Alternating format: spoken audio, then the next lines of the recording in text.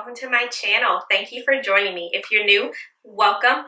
It would mean so much to me if you would hit that subscribe button down below, as well as the little bell so that you'll get a notification every time I post a new video. So, if you guys have not already seen from the title, which I'm sure you have, because that's why you clicked on today's video, I am going to be hosting a Q&A. I have some fabulous questions that have been sent to me from the nursing world, and I also want to actually sit down and finally share my Air Force journey with you guys. If you guys follow me on social media, you will know that by the time you see this video, I will have commissioned already as a second lieutenant in the United States Air Force as a critical care nurse. I say that with a huge smile on my face because I'm so proud and I'm so thankful to God for this opportunity. So, if you guys have been around my channel for a while, you've seen some videos on this before. It has now been official. I have signed on that line. I have raised my right hand and taken that oath.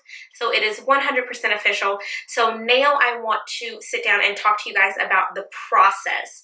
When I started, why I started, how long it took, everything that I had to go through to get to the point where I was standing in front of the lieutenant colonel with my right hand raised, swearing on an oath to defend our Constitution and to protect this country from enemies, both foreign and domestic. So, with that being said, this is what today's video is all about. I have my questions here.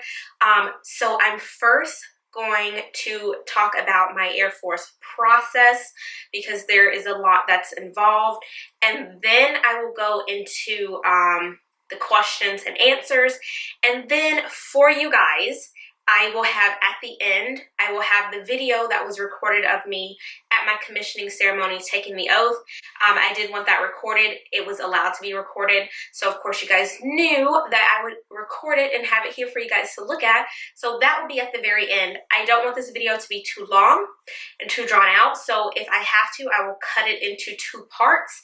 So just be on the lookout. If you see part 2, then you'll know it's a continuation of today's video. If you don't see a part 2, then you'll know that everything that I'm going to talk about is in this video. I just don't want it to be too long for you guys. So, with that being said, if you guys are interested in anything that I just said, you know what to do. Keep watching. So if you guys have been around on my channel, or if you follow me on social media, or if you know me in real life, you know that I graduated with my bachelor's in nursing from USC here in the sweet state of South Carolina in December of 2015. From that point, I took my NCLEX in January 2016, something like that. Found out I passed the 75 questions. I've talked about that before. I'll link that video in the little card section here on YouTube. And then from there, I moved to Minnesota. I also talked about that. I will link that video as well in the cards. And I worked at the Mayo Clinic in the ICU. So I was a new grad straight into the ICU. I also talked about that, so I will link that video as well in the cards section. So being a new nurse in the ICU came with tons and tons of challenges, as you guys could imagine, but I always had a passion for the military. I have family members. My late grandfather served in the Army and the Air Force, and then my brother is currently still serving in the Army. So I always wanted to join, and I always knew, even in nursing school, I want to do more than just be a nurse. Like, I want to do humanitarian work. I want to serve this country. Like, I want more than just to go to work those 312s and be done. Like, it's so enriching to be able to help others, not just as a nurse, but even in all aspects of my life. Like, I just always wanted to help and just do more. So I always felt like I was, first of all, called to be a nurse. Second of all, I always felt like I was called for the military. So my decision for the Air Force came because I knew personally that I did not want to do the Marines, of course, and I did not want to do the Army. So I'm speaking straight from a nursing perspective here. When I compared the Army, the Navy, and the Air Force's Nurse Corps, the Air Force spoke to me more. So that's what I decided to pursue. Now, there was a time where I was talking to a Navy recruiter because I thought, okay, well, maybe I'll do the Navy. But I did not do that. So this video is strictly just on why I chose to join the Air Force and the process for the Air Force Nurse Corps. So if you're looking for the process for the Army or the Navy Nurse Corps, I cannot speak on that. I can only speak on the Air Force, so that's what I'm doing here. It was in January, of course, like I said, when I moved to Minnesota. I started working in February, so all this happened in 2016. So I worked for approximately 6 months, and then I reached out to an Air Force recruiter. Now, from that point, because I am in the health professions field and I already had a degree, I couldn't talk to just a regular recruiter. I had to talk to a health professions recruiter. So my information was sent on, waited a little while, and then I heard back from an actual health professions recruiter. So that is my recruiter that helped me through this whole process, is a health professions recruiter. So from that point, like I said, it took me about 6 months that I wanted to work and get some time under my belt, and then I contacted this person, or I should say contacted, and then the right person contacted me in return. So actually, and I'll tell you, quote, his words when I contacted him and he found out that I had only been working in the medical field for 6 months, he was like, okay, so I'm going to take a chance with you. He's like, there's something about you and what you're telling me. I'm going to take a chance and we're going to start your application packet now. And he said that because they generally like to see you have at least 1 full year of experience. But I was like, no, I know what I want. I'm going to go for it. If I get turned down, okay, at least I can say I tried and I'll try again. So I was actually really, really thankful that he took a chance on me after only working for 6 months. I started the application process after working for 6 months, and it consisted of course, they had to get all of my information, name, full name, birthday, social, you guys know that type of stuff. And then it went to more of doing like a background check. I had to submit documentation for any law violations that I've ever had to make sure that they were paid. So I only had 2 speeding tickets on my record, so I had to show that, yeah, it was like when I was 19 or 20 or whatever, the fine was under $200, never went to court, yada, yada, yada. So they definitely want to check your background history. They want to make sure that you're not a felon or anything like that. I went through the whole background check process. Then when that cleared, I could move on to the next step, which involved actually applying to the Air Force Nurse Corps. So that consisted of tons and tons of pages. I don't even know how many trees died during that process. Rest in peace to the trees. So I had to fill out like tons of papers. It was a constant back and forth of filling things out, scanning them, and emailing them to my recruiter, and then he would email me something else. So it was tons of back and forth, back and forth, back and forth. So then those papers have to go up his chain of command, and they have to get approved by certain people. I had to meet a height requirement. I had to meet the weight requirement. I had to go to MEPS, so it's Military Entrance Processing Station, and there I had a physical. So hearing, vision screening, height, weight. I had to do these weird walks, like, so they break the males and the females up. So it was myself and 2 other females, and we had to be in a room, and we had nothing on but our bras and our panties, because we had to do like this weird like walking. They want to make sure there's no like musculoskeletal issues or anything like that. And then of course you have the doctor, and then you have a nurse there to supervise, because it was a male doctor. So we did have a female nurse that was supervising. So nothing weird, nothing inappropriate. They check your spine. They check all of this because they want to make sure that you have no musculoskeletal issues, no nerve issues, anything like that. And then once you're approved by the doctor, he'll sign off. They'll send that paperwork to the recruiter. My recruiter got that information, so check there. I was good to go from that standpoint. Then the interviews came. Yes, guys, it's an interview process. You're applying for the Nurse Corps. If you have a degree, because you're a nurse, obviously, you're going to go in as an officer. This is not a cakewalk. You can't apply, have an interview, and then you get the job. Like, it's a lot involved. I had to do a phone interview with the captain, and then I had to do a face-to-face interview with the colonel. Oh my God, talk about nerve-wracking. First of all, the phone interview in and of itself, you would think is super chill, but it's not. Like, I'm not gonna lie, I was so nervous because the phone if you can't get past the phone interview, you cannot get past a face-to-face interview with the colonel. Like, he's gonna chew you up and spit you out. So I had my phone interview. It was with a captain. She was a nurse practitioner, I believe. So we had to go through patient scenarios. So she knew I worked at Mayo Clinic. She knew I worked in the ICU, so it was all ICU based. And we had, she gave me a patient scenario at the beginning of the phone call after we kind of went through a little bit of small talk to try to break the ice. And then I had to talk about what I would do with that patient with that scenario. She would ask me questions. I would in turn give an answer. All in all, I say maybe 15, 20 minutes on the phone. Seemed like an eternity, but I know it wasn't.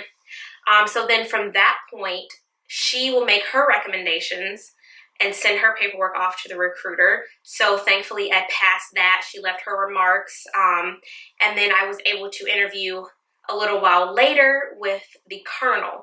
The colonel is the biggest interview of your nurse corps process. So interviewing with the colonel, I had to meet with my recruiter and he drove me on base. I met with the colonel, met in his office. Very informal, but yet very nerve-wracking because you know it's his decision that can kind of sway the nurse board. When your application goes before the board, his decision can kind of sway their decision. So I remember talking with the colonel. We had, a little bit of chit-chat, a little bit of small talk, try to break the ice. He asked me why I chose the Air Force. Did I know the Air Force mission statement? Did I know the Air Force core values? So I'm telling you guys, if you want this, you need to know your stuff. Like, you need to do history. And I will tell you to do this for anything. Do your research, do your background checks, like do your research, because they will ask you, like, if you're wanting to join this organization, what do you already know? So then we went through that, and then we went through the type of patients that I had taken care of at the Mayo Clinic. We went through another scenario-based questionnaire kind of thing. Then he asked me a couple questions. I had a resume that was out before him because you also need to create a resume. And this is not just your regular resume that you'd submit for a job. This is an actual in-depth resume. And I think mine ended up being about 6 pages because you have to talk about every school that you've gone to, your degree, your GPA, every job that you've ever worked. You have to list a description of your roles, your duties, your responsibilities, literally every award that you've ever had. Like, you are trying to sell yourself to people that will never see you in person. They only see you on paper. So you have to sell yourself. So they want you to expand on everything about you. So I think my resume was like 6 pages, which is perfectly fine. So he had my resume out in front of him. He was asking me about awards that I've received and things like that. And I saw where he had a couple marks off to the side of things that he wanted to touch on that were on my resume. And one in particular, I remembered under my awards and accomplishments, I listed the 3 magazine articles that I had written for an online nursing publication. And he had these little marks beside it because he asked me about them right there, dead in his office, square in my face. He asked me about them. So I told him about them. This colonel turns to the side, gets on his computer, goes to Google, and starts typing in the name of the article to see if it will come up in the search engine. Yo, I am not even playing.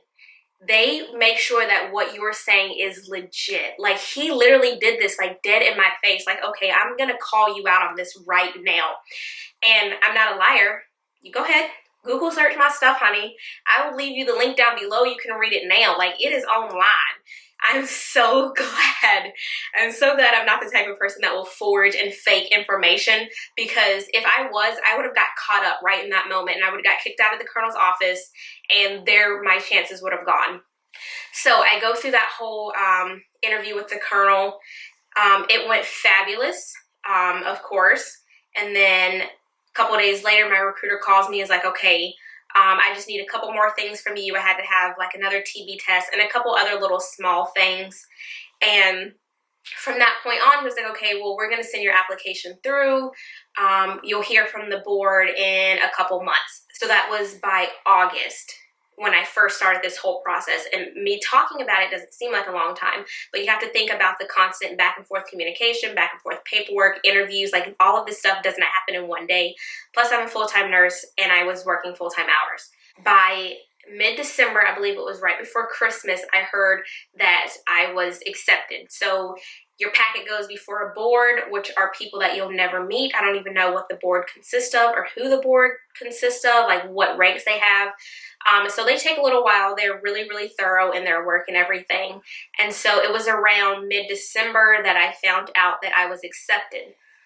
Now, from that point comes, okay, acceptance, going to commission officer training, finding out what base you're going to be on. So it's still more hoops and more paperwork that you have to go through. So if you guys follow my channel, you'll know that in February, the very end of February, very 1st of March, I moved back home to South Carolina because I was anticipating on going to commissioned officer training in May.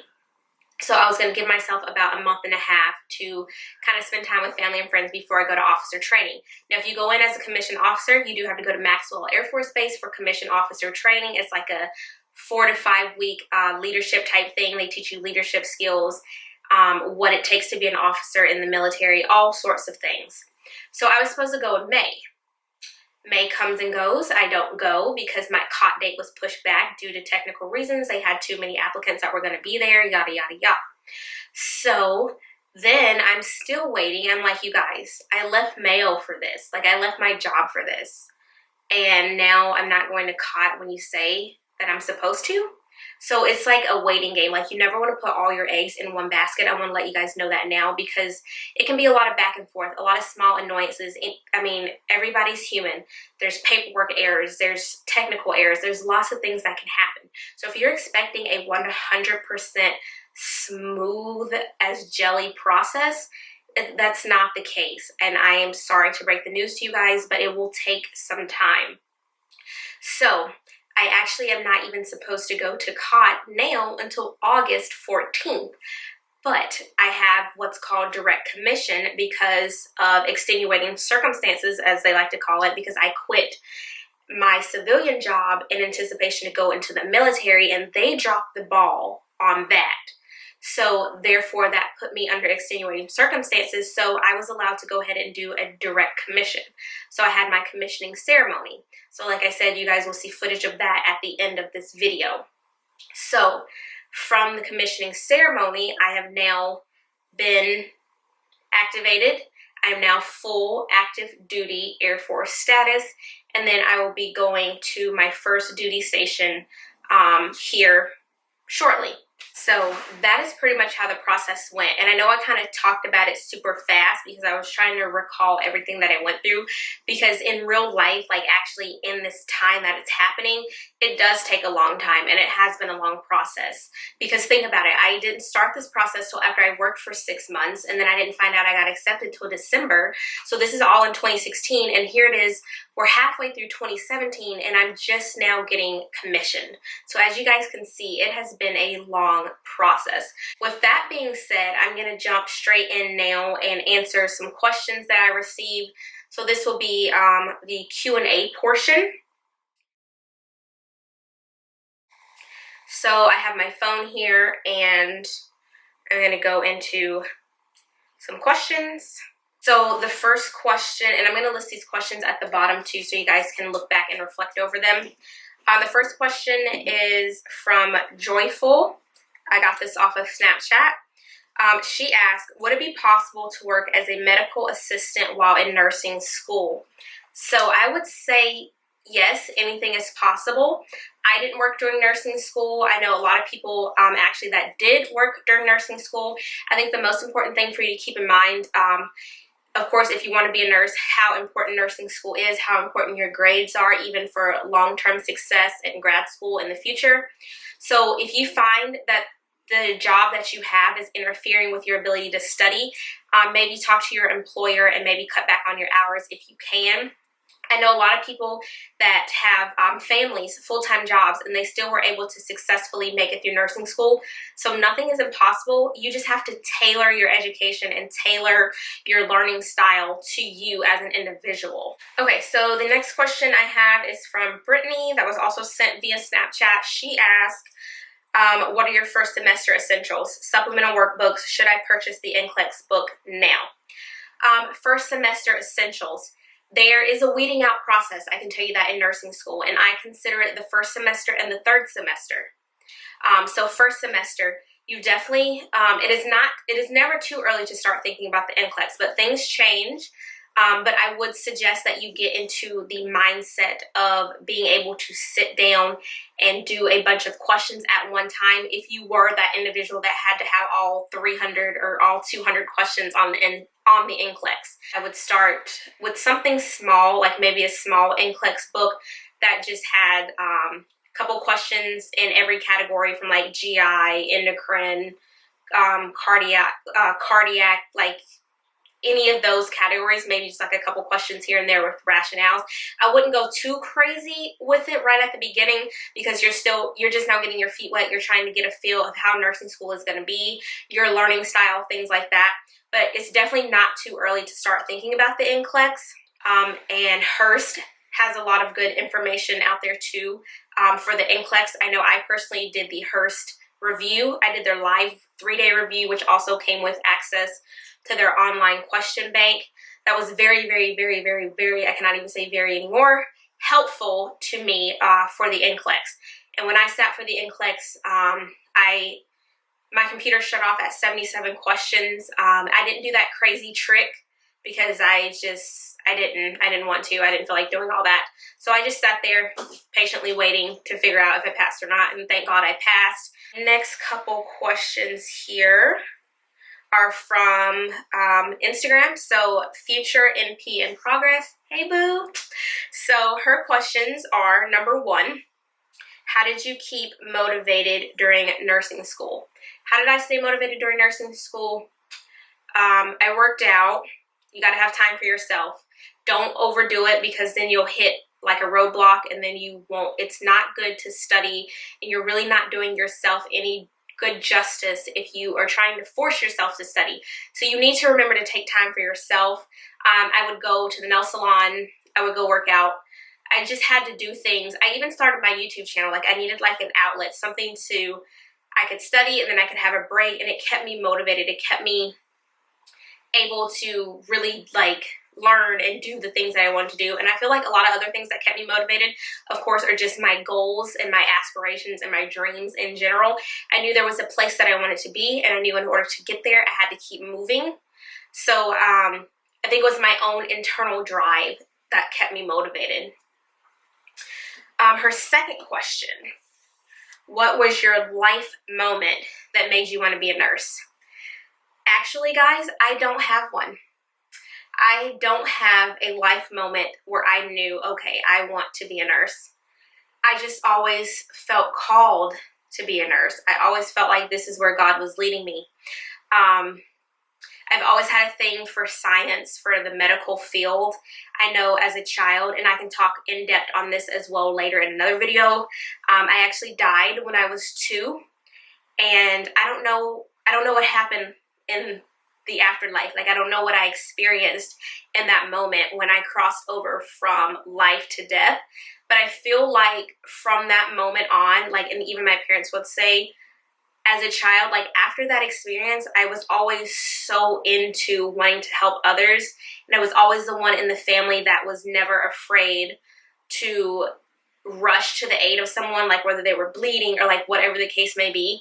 So I feel like something happened to me during that time where it kind of shaped me into who I want to be. And if that sounds crazy, I'm sorry, whatever. That's just me. That's just what I choose to believe. So I personally didn't have a life moment. I feel like it was just brought forth from life, if that makes sense. Let's see. And her other question was, how did you get your patient care hours? So as far as nursing school, like you have to have clinicals. That's how you get all your hours, because you have to have a certain number of hours to graduate. So just going through clinical is how I got my hours. And then as a full-time nurse, working 3 or 4 12s, a week, and then having like a couple weekends out of the month that I would work or whatever. So that's how you kind of keep consistent, and that's how you get all your patient care hours. So I'm assuming that's kind of what she was asking about there. But yes, in nursing school, you have to have clinicals. Like you have to have a certain number of hours to graduate and to be able to take the NCLEX or sit for your boards or whatever. So if you are in an accredited nursing program, then you'll definitely get all of your hours. Let's see, my other question here. Okay, so this one is from Snapchat. This is from Akesia. Sorry if you're watching this and I just butchered your name there. I'm so sorry. She said, okay, let's see. She said, where do I begin? What would be an ideal route toward entering nursing school for someone like me that already holds a bachelor's and a master's degree in majors other than nursing? I have completed my nursing prereqs, and in the next month, she'll be starting a CNA program through her local hospital. Okay, so first and foremost, I want to say congratulations. Boss moves. You've already got your bachelor's and you've already got your master's in a different major other than nursing. I feel like what you're doing now, as far as being a CNA through a local hospital, that's a really, really good start. That'll let you kind of see the inner workings of the hospital. Hopefully you'll have some really, really nice, honest nurses that you're working with that can kind of give you, you know, a heads up of what nursing school would be like and things like that. So I feel like that is definitely a good route to start out as, you know, like a CNA, just to kind of see the inner workings and the functions of the hospital and if nursing is something that you'd even want to do. So I definitely think that that's a good idea. Even for those of you that are watching, I wasn't a CNA before going to nursing school. I just jumped straight from high school to college and I declared my nursing major. But I do think that if you were like a CNA or anything before going into nursing school, I definitely think that you kind of have a little leg up because you already know what it's like to be a CNA.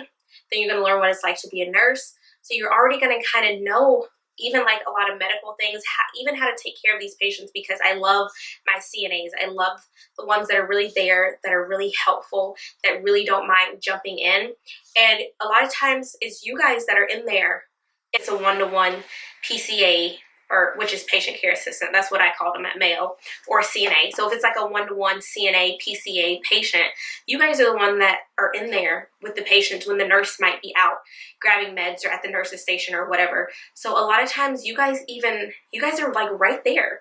Sometimes even more than some nurses. So I definitely think being a CNA, that's fabulous. Like if you want to be a CNA before going into nursing school, great. That's either going to be your make it or break it. Like, yes, you want to go be a nurse, or no, you know what, I might stay as a CNA because I have a job and I might think about doing something else in college or whatever. So that's actually a really, really good route. Okay, so the other question I have is from Lenny Carlos. Hi. She sent this to me on Instagram. So she said, what made you decide to go into Air Force nursing, and how was the process into switching and enrollment? So like I said, as far as Air Force, I always knew I wanted to do military. And then when I did my research between Air Force, Navy, and Army and what they offered for their nurses, I felt like the Air Force was a better route for me.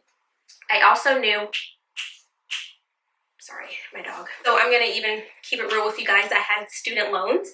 I didn't have my school paid for me. Like I had a couple of scholarships here and there, but your girl has student loans, just like millions of other people in this world that are trying to have an education.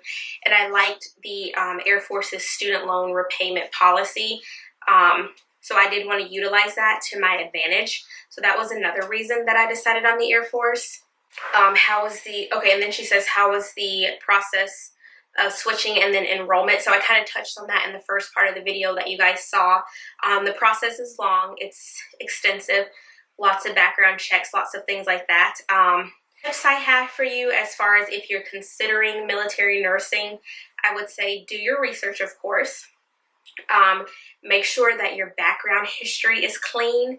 I even had my credit checked, guys, for the Air Force. They look at it as, okay, if you have sloppy credit, you have tons of credit cards out there, lots of things that are delinquent, they will look at you as if you're not like a responsible adult. So if you're not even responsible with the things that are in your life, then how do you expect to be responsible for military things? Because if you go in as an officer, you're gonna have people under you. If you can't be responsible for your own good credit or your own driving history or anything like that, they can't expect you to be a good leader for the subordinates and those that are under you. So Make sure you have a clean background history. Make sure you have a clean credit history. Even if you have credit cards, because I know I have a couple credit cards, just make sure you're paying on them. Make sure that when you submit that information that they can see that you are actively paying on it, that you don't have any accounts that are in, delinquent status or anything like that.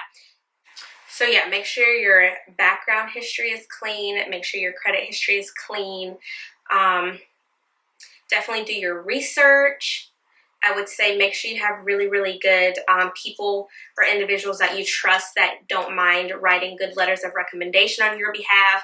I believe I had 5 people that submitted letters of recommendation on my behalf, and they all went toward my application. So make sure you definitely have people that are in good standings with you that will write really, really good letters of recommendation for you. Definitely do your best in nursing school. Try to get the highest possible GPA you can, 3.0 or higher, just to make you a competitive person in the nurse corps selection pool. Definitely maintain your physical body. Make sure you're exercising. Make sure you have an ideal weight. So I'm 5'2", and I should not be weighing any more than 150 pounds, which I don't. So I was fine in the height and the weight category. So make sure you are physically fit, or you start incorporating some type of fitness into your lifestyle. I would also say make sure you get enough work experience. So like I told you guys, my recruiter took a chance with me because I only had 6 months. So I would say at the least you need to have 6 months of nursing experience. And then of course, the more you have, the better, but at least 6 months of nursing experience. So like I said, really do your research on whatever branch you choose. Really do the pros and cons. It helps if you take a piece of paper and write the pros and cons of each one. Ask family members, ask friends, read forums, do any necessary research that you can so you can make the right decision for yourself. Pray about it, whatever it takes to help you make the right decision. So guys, I hope this video was really, really helpful. I tried to answer all the questions that I received, and I tried to talk to you guys about my specific Air Force selection process. Stay tuned at the end of this video for my commissioning ceremony. And like I said, if this video is too long, I will have it broken up into 2 parts, and I will have it labeled part 1 and part 2. If that's the case, if it's not labeled like that, then you'll know that it's just one video. So I hope you guys will connect with me on social media. I hope you guys enjoyed this video. Please don't forget to like, comment, and subscribe, and I will see you guys in my next one. Bye!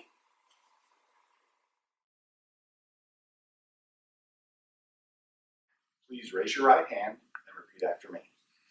I state your name. I, Jared Nichols. Having been appointed a lieutenant in the United States Air Force, Having been appointed a lieutenant in the United States Air Force, do solemnly swear do solemnly swear that I will support and defend the Constitution of the United States that I will support and defend the Constitution of the United States against all enemies, foreign and domestic, against all enemies, foreign and domestic, that I will bear true faith and allegiance to the same, that I will bear true faith and allegiance to the same, that I take this obligation freely that I take this obligation freely without any mental reservation or purpose of evasion, without any mental reservation or purpose of evasion, and that I will well and faithfully discharge the duties and that I will well and faithfully discharge the duties of the office upon which I am about to enter. of the office upon which I am about to enter. So help me God. So help me God. Congratulations. Wow. All right. Oh, Great job. Wow.